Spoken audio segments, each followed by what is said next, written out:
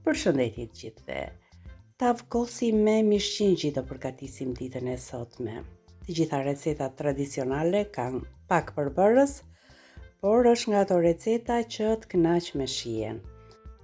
Mënyra e përgatitjes është tepër e thjeshtë, mjafton që të kemi mish të mirë qingji. Këtu kam 2 kg mish qingji, si e shikoni është pjesë filete, brinje. E presim në pjesë të vogla, por gjatë prerjes do të heqim edhe atë pjesën e dhjamit. E shikoni, është goxha i dhjamur. Ndaj unë do të heq dhjam aq sa të mundem.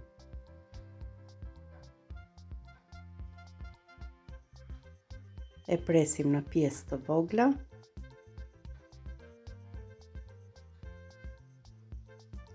Duke e pastruar edhe nga pjesa e dhjamit.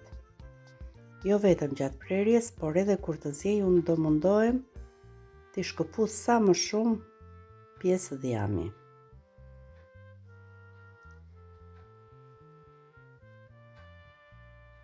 Ka këto pjesët e vogla me dhjam që mund t'ja shkëpusim me lehtësi.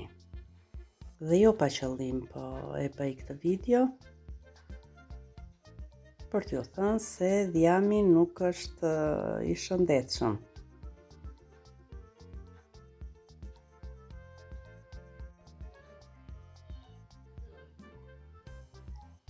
Në 2 kg mish, shiko sa shumë dhjam që shkëputëm.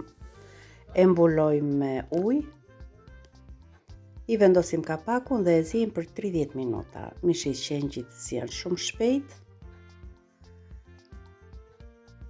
Si e shikoni, vendosim pirunin, ngulet me lehtësi. Edhe kjo është pjesë dhjami, unë po e shkëpus, po e heq. I shtoj një lugë të çajit me krip. I edhin 2-3 lugë të gjellës me oriz. Do t'i vendosim kapakun dhe do t'a ziejmë edhe 10 minuta të tjera. Si e shkëputur kjo pjesa e dhjamit.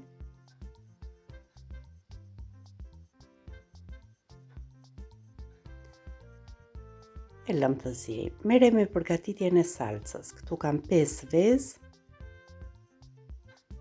Shtojmë te kjo ena e shkallëzuar.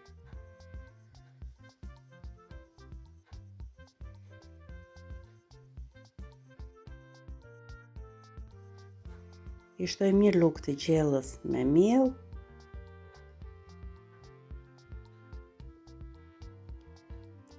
Nuk do t'i shtoj shumë vaj ulliri, pasi është tepër i dhjamur mishi i qengjit dhe nuk ka nevojë për shumë yndyrë. Një maj të lugës me krip, lugë çaj. Dhe në fund fare do t'i shtojmë kosin. 1 litër kos. E tundim që të bëhet i njëjtë dhe e shtojmë gradualisht në enën e shkallëzuar.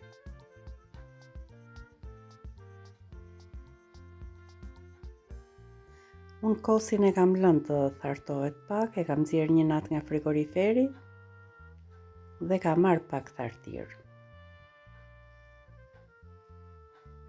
Në tavë bashkojmë të gjithë përbërësit, mishin e qingjit me orizin. Shtojmë edhe kosin me vezët. E përziej mirë dhe nuk na ngelet gjë tjetër, vetëm ta vendosim në furr.